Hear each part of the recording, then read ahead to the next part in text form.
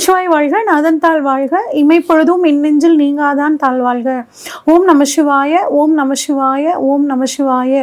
குரு வாழ்க, குருவே துணை. அனைவருக்கும் வணக்கம். நான் உங்கள் சங்கீதா ராம்குமார். 27 நட்சத்திரங்கள் இருக்குங்க. 27 நட்சத்திரங்கள் தான் பார்த்திங்கன்னா இங்கே இருக்கக்கூடிய நட்சத்திரங்கள்.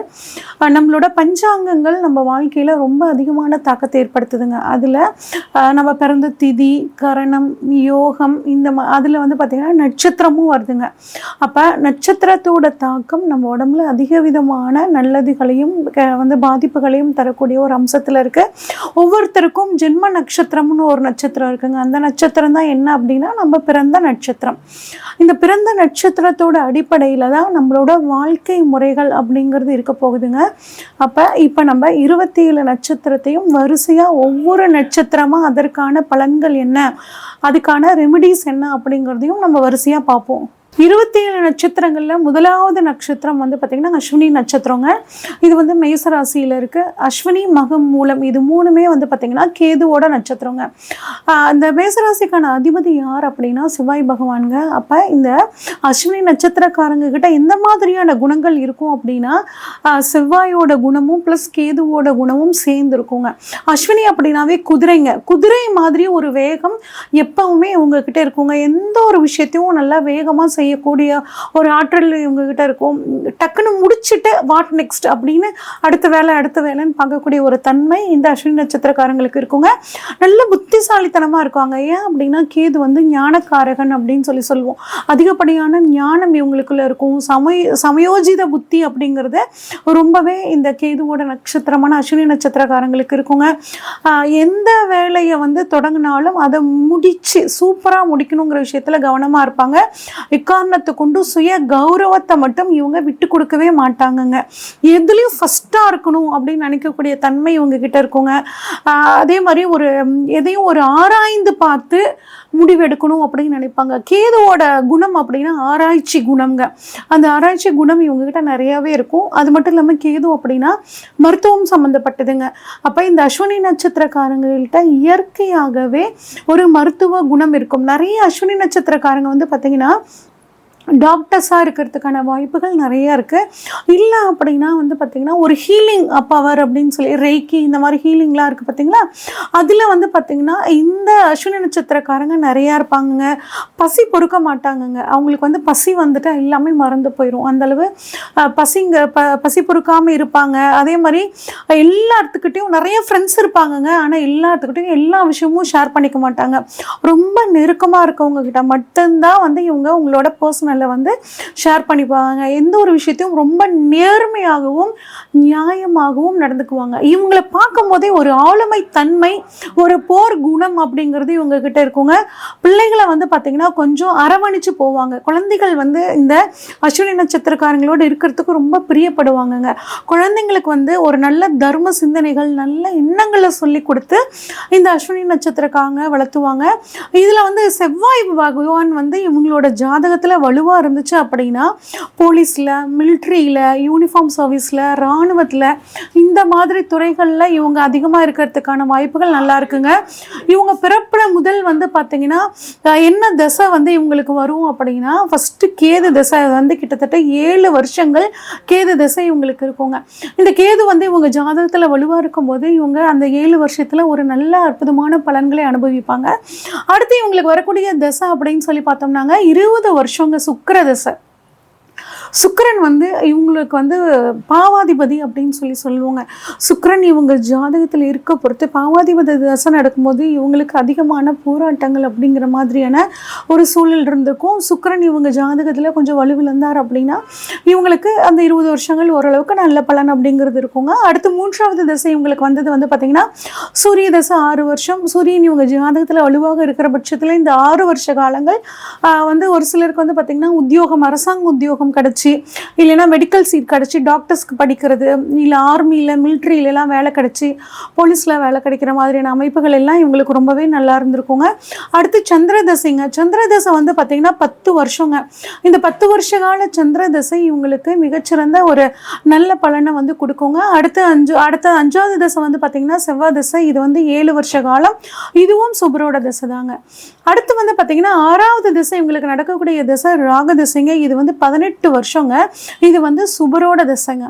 இப்போ இந்த அஸ்வினி நட்சத்திரக்காரங்களுக்கு இன்னும் யோகத்தை கொடுக்கக்கூடிய நட்சத்திரங்கள். இந்த நட்சத்திர நாட்களில் இவங்க முக்கியமான விஷயங்களை செய்யும் போது பணவரவு நல்லா இருக்கும், சுபகாரியங்கள் எல்லாம் நல்லபடியாக நடந்து முடியும் அப்படின்னு சொல்லி பார்த்தோம்னா இவங்க ரோகிணி நட்சத்திர நாளில் பயன்படுத்திக்கலாம். பணவரவு நல்லா இருக்கும். பூசம், ஹஸ்த நட்சத்திரம் ரொம்பவே நல்லா இருக்கும். சுவாதி நட்சத்திரம், திருவோண நட்சத்திரம், சதய நட்சத்திரம், உத்திரட்டாதி நட்சத்திரம், ரேவதி நட்சத்திரம், இந்த நட்சத்திரங்கள்லாம் வந்து பார்த்தீங்கன்னா இவங்களுக்கு ரொம்பவே சாதகமாக இருக்கக்கூடிய பலனை கொடுக்கக்கூடிய நட்சத்திரங்கள். இவங்களோட ஃப்ரெண்ட்ஷிப் வச்சுக்கிறது, முக்கியமான விஷயங்களுக்கு போகும்போது இந்த நட்சத்திரக்காரங்களை கூட்டிகிட்டு போகிறது, இந்த மாதிரி பண்ணும்போது உங்களுக்கு ரொம்பவே நல்லது நடக்குங்க. அது மட்டும் இல்லாமல் இவங்களுக்கான மரம் அப்படின்னு சொல்லி பார்த்தோம்னா எட்டி மரங்க. வாய்ப்பு கிடைச்சா எட்டி மரம் வளர்க்குறது ரொம்பவே நல்லது. பறவை ராஜாளி பறவை. ராஜாளி பறவையோட சிம்பிள்ஸை வந்து உங்களோட விசிட்டிங் கார்டில் பயன்படுத்திக்கிறது. அதே மாதிரி இவங்களுக்கான விலங்கு அப்படிங்கும்போது ஆண் குதிரைங்க. குதிரை உருவத்தை இவங்க கூட வச்சுக்கிறதும் நல்ல நன்மை பயக்குங்க. குதிரைகளை பார்க்கும்போது அது உணவுக்கு உங்களால் முடிஞ்ச உதவி பண்ணுற போதும் உங்களுக்கு எல்லா நல்ல விஷயங்களும் ரொம்பவே நல்லது நடக்கும். அது மட்டும் இல்லாமல் உங்களுக்கான தேவதை அப்படின்னா சரஸ்வதிங்க. சரஸ்வதி தேவியோட அருள் உங்களுக்கு பரிபூர்ணமாக கிடைக்க நீங்கள் வந்து உங்களோட அஸ்வினி நட்சத்திரம் வரனால சரஸ்வதி தேவி வழிபாடு பண்ணுறது மிகச்சிறந்த ஒரு யோகத்தையும் நல்ல கல்வி அறிவையும் குறிப்பாக படிக்கக்கூடிய மாணவர்களுக்கு நல்ல ஞானத்தையும் ஞாபக சக்தியும் கொடுக்குங்க. அடுத்து இவங்களுக்கான மலர் அப்படின்னு பார்த்தோம்னா செவ்வல்லி மலர். முடிஞ்சால் செவ்வல்லி மலர் வந்து நீங்கள் வீட்டில் வந்து வளர்க்குறது ரொம்ப நல்லதுங்க. அதே மாதிரி சாமந்தி பூவும் நல்லது தான். அது மட்டும் இல்லாமல் இவங்களுக்கு அதிர்ஷ்டம் அளிக்கக்கூடியவை அப்படின்னு பார்த்தோம்னா நெல்லிக்காய் தானம் பண்ணுறது, தயிர் தானம் பண்ணுறது, நாவல் பழம், பால் உணவு, அது மட்டும் இல்லாமல் வாழைப்பழம் தானம் பண்ணுறதும் ரொம்பவே உங்களுக்கு பணவரவையும் கொடுக்குங்க. அதே மாதிரி அடிக்கடி தேர் இருக்க இடம் பார்த்தீங்களா, அந்த இடம், பஸ் ஸ்டாண்டுக்கு போகிறது, இந்த இடங்களுக்கு வந்து நீங்கள் முக்கியமான விஷயங்களை செய்யறதுக்கு முன்னாடி போயிட்டு வந்துட்டு அந்த காரியத்தை செய்யும் போது அது உங்களுக்கு சக்ஸஸாக முடியும். அது மட்டும் இல்லாமல் தீபம் வீட்டில் தினமும் உங்கள் கையால் விளக்கேற்றி வைக்கிறது ரொம்பவே நல்லதுங்க. அதே மாதிரி ஒரு துளசி மாடம் வச்சுக்கோங்க. துளசிக்கு உங்கள் கையால் தண்ணி ஊற்றுங்க. அந்த துளசி இலைகளை 2வது தினமும் சாப்பிடுங்க. உங்களுக்கு ரொம்பவே நல்லதுங்க. நட்சத்திர கோவில் அப்படின்னு பார்த்தோம்னா கூத்தனூரில் இருக்கக்கூடிய சரஸ்வதி தேவியோட கோவில் உங்கள் நட்சத்திர கோவில். அது மட்டும் இல்லாமல் திருத்துறைப்பூண்டியில் இருக்கக்கூடிய பிறவி மருந்தீஸ்வரர் கோவில் உங்களுக்கான கோவிலுங்க. உங்களுக்கு ஆகாத நட்சத்திரம் அப்படின்னு பார்த்தோம்னா கேட்ட நட்சத்திரத்தில் முக்கியமான விஷயங்களை தவிர்த்துக்கிறது ரொம்பவே நல்லதுங்க. ஏன்னா இது உங்களுக்கு வந்து வேதையை கொடுக்கக்கூடிய நட்சத்திரம். அதே மாதிரி வைநாசிக நட்சத்திரம் அப்படின்னா திருவோண நட்சத்திரங்க. திருவோண நட்சத்திரனாலையும் நீங்கள் வந்து அதிகம் பயன்படுத்தக்கூடாது. நம்ம சாதகமான நட்சத்திரத்தில் திருவோண நட்சத்திரம் சொல்லியிருப்போம். இருந்தாலும் உங்களுக்கு இது வந்து வைநாசிக நட்சத்திரமாக வர்றனால இதை கொஞ்சம் பயன்படுத்தாமல் தவிர்த்துக்கிறது ரொம்ப நல்லதுங்க. அடுத்து உங்களுக்கு அதிர்ஷ்டம் அளிக்கக்கூடிய கோவில்கள் அப்படின்னு சொல்லி பார்த்தோம்னா எட்டயபுரத்தில் இருக்கக்கூடிய சிவன் கோயிலுங்க, காளஹஸ்தியில் இருக்கக்கூடிய காளஹஸ்தீஸ்வரர், கொல்லிமலையில் இருக்கக்கூடிய அரப்பளீஸ்வரர் தெய்வம். இந்த 3 தெய்வங்களும் உங்களுக்கு அதிர்ஷ்டத்தை அளிக்கக்கூடிய தெய்வங்கள்ங்க. உங்களுக்கான உணவு அப்படின்னா மஞ்சள் கலர் சாதம் அடிக்கடி சாப்பிடுங்க. உங்களோட அஸ்வினி நட்சத்திரம் வரனால இந்த ஃபுட்டு வந்து நீங்கள் டொனேட் பண்ணுறது ரொம்பவே நல்லது. உங்களுக்கு சாதகமான கலர் அப்படின்னு பார்த்தோம்னா பிளட் ரெட் கலர், ரத்த சிவப்புன்னு சொல்லுவோம் இல்லைங்க, அந்த colour, white colour, pink colour, இதெல்லாம் உங்களுக்கு சாதகமான கலருங்க.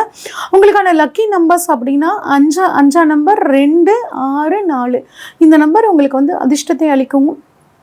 உங்களை பொறுத்த வரைக்குங்க சித்தர் வழிபாடு, ஜீவசமாதி வழிபாடு மிகச்சிறந்த ஒரு யோகத்தை கொடுக்கும். குறிப்பாக கஞ்சமலையில் இருக்கக்கூடிய சித்தர், அதாவது காலங்கிநாதர் சித்தரை நீங்கள் வந்து வழிபாடு பண்ணும்போது அவரோட அருளால் உங்களுக்கு எல்லா விதமான நன்மைகளையும் கிடைக்கும். இது வரைக்கும் நம்ம இந்த நட்சத்திரத்துக்கான பலன் எப்படி இருக்குன்னு சொல்லி பார்த்தோங்க. இருந்தாலும் நட்சத்திர வீடியோஸை நீங்கள் எப்படி பார்க்கணும் அப்படின்னா நம்ம பிறப்பில் வந்து பார்த்திங்கன்னா விதி, மதி, கதி அப்படின்னு 3 விஷயங்க. இதுதான் நம்மளோட வாழ்க்கையை தீர்மானிக்குது.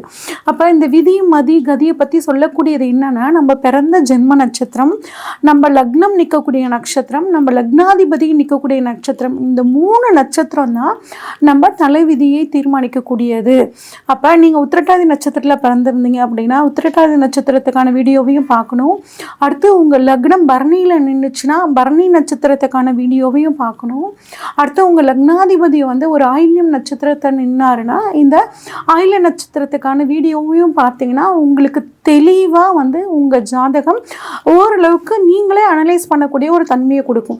அது மட்டும் இல்லாமல் இந்த 3 நட்சத்திரத்துக்கான அதிபதிகளும் உங்கள் ஜாதகத்தில் எப்படி இருக்காங்க, ஆட்சியாக இருக்காங்களா, உச்சமாக இருக்காங்களா, நீசமாக இருக்காங்களா, இல்லை புஷ்கர நவாம்ச நட்சத்திரத்தில் நிற்கிறாங்களா, இந்த மாதிரி பார்த்தோம்னா உங்களோட வாழ்க்கையை பற்றி நம்ம ஈஸியாக டிசைட் பண்ணிடலாங்க. உங்களுக்கு ஏதாவது முக்கியமான விஷயங்களுக்கு ஏதாவது ப்ரொடக்ஷன் தேவைப்பட்டுச்சுன்னா ஸ்க்ரீனில் தெரிகிற வாட்ஸ்அப் நம்பருக்கு உங்கள் ஜாதகத்தை அனுப்பிச்சி வைங்க. தெளிவாக பார்த்து அனலைஸ் பண்ணி உங்களுக்கான ஒரு ப்ரெடிக்ஷன்ஸை சொல்கிறேங்க. நன்றி, வணக்கம்.